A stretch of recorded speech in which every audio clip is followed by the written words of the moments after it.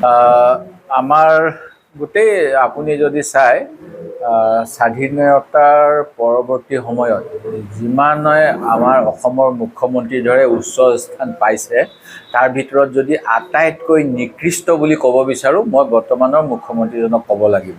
মই মোৰ দল বেলেগ হ'লেও সৰ্বানন্দ সোণোৱালৰ তুলনাত একেবাৰে মানে বহুত তলৰ বুলি মই কৈছোঁ। এইকাৰণেই কৈছোঁ যে তেখেতে এজন শিক্ষিত ব্যক্তি হোৱাৰ পিছতো অসম চুক্তি ৰূপায়ণ বিভাগৰ মন্ত্ৰী হিচাপে সুদীৰ্ঘকাল অসমৰ মন্ত্ৰীসভাত পদ সলনি কৰাৰ পিছত অসমৰ শিক্ষামন্ত্ৰী হিচাপে তৰুণ গগৈ চৰকাৰৰ সময়ত বিভিন্ন সময়ত কাৰ্যনিৰ্বাহ কৰাৰ পিছত অসমৰ স্বাস্থ্যমন্ত্ৰী হিচাপে বিভিন্ন চৰকাৰী আঁচনি NSM-ৰ নিচিনা NRSM-ৰ নিচিনা ৰূপায়ণ কৰিবৰ এটা সুযোগ পোৱাৰ পিছতো আজি তেখেতে বিশেষকৈ যদি মই উচ্ছেদৰ ক্ষেত্ৰতে কওঁ আৰু বাংলাদেশীক মানে উচ্ছেদ কৰাৰ কাৰণে এই উচ্ছেদ চলি আছে বুলি যিখিনি কথা তেখেতে সংবাদ মাধ্যমৰ আগত ৰাজহুৱাকৈ কৈছে এই কথাখিনিৰ কোনো ভেটি নাই, কোনো সত্যতা নাই।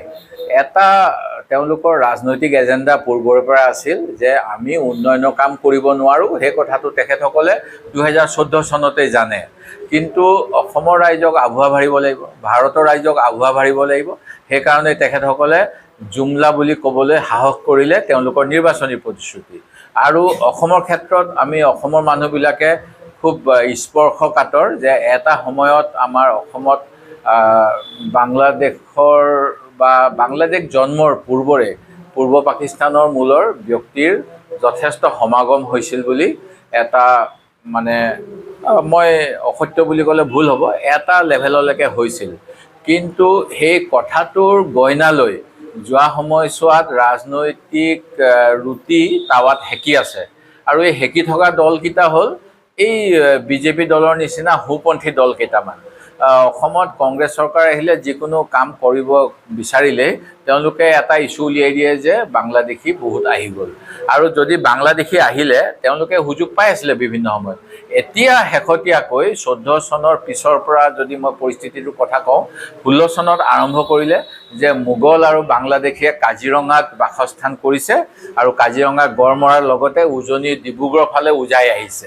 এই কথাটো কৈ পেলাই তেওঁলোকে এখিনি মানুহ উচ্ছেদ কৰিলে, 2জনমান মানুহৰ হত্যা হ'ল। আৰু পৰৱৰ্তী সময়ত বিধানসভাৰ তথ্যত ওলালে যে তেওঁলোকক ঘৰ সাজিবলৈ মাটি দিছে আৰু ক্ষতিপূৰণ দিছে।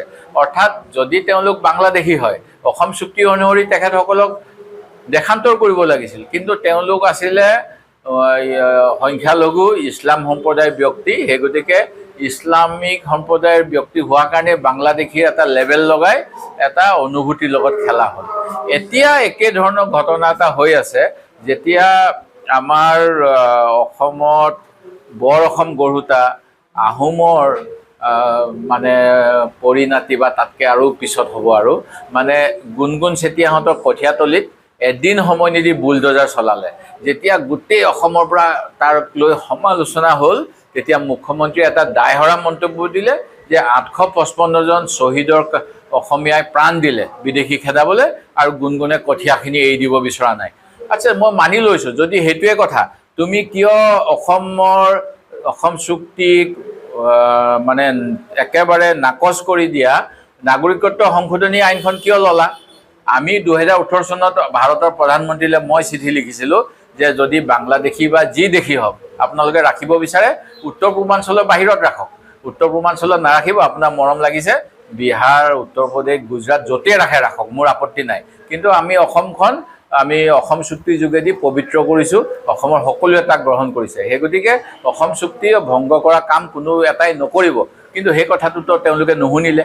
এতিয়া তেওঁ নিজৰ গাত যিটো অসম বিৰোধী বুলি এটা জাতি মাটি ভেটি ৰক্ষাৰ নামত যিহেতু তেওঁ জাতি মাটি ভেটি ধ্বংস কৰিব এটা আগবাঢ়িলে, এই কথাটো ধৰা পৰি যোৱাৰ কাৰণে তেখেতে এতিয়া এনেকুৱা ধৰণৰ কথাৰ অৱতাৰণা কৰিছে যিটো দুৰ্ভাগ্যজনক।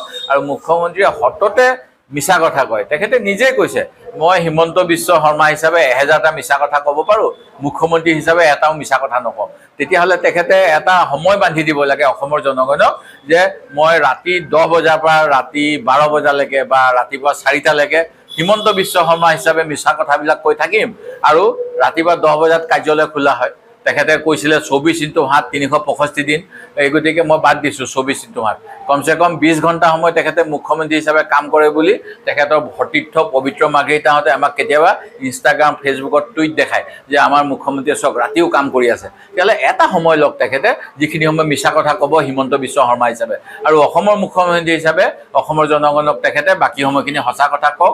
আৰু এই যে বাংলাদেশী খেদিবলৈ গৈ আমাৰ লখিমপুৰত উচ্ছেদ কৰিলে, কোন কোন বাংলাদেশী, কিমান বাংলাদেশী, এই কথাখিনি ৰাজহুৱা কৰক।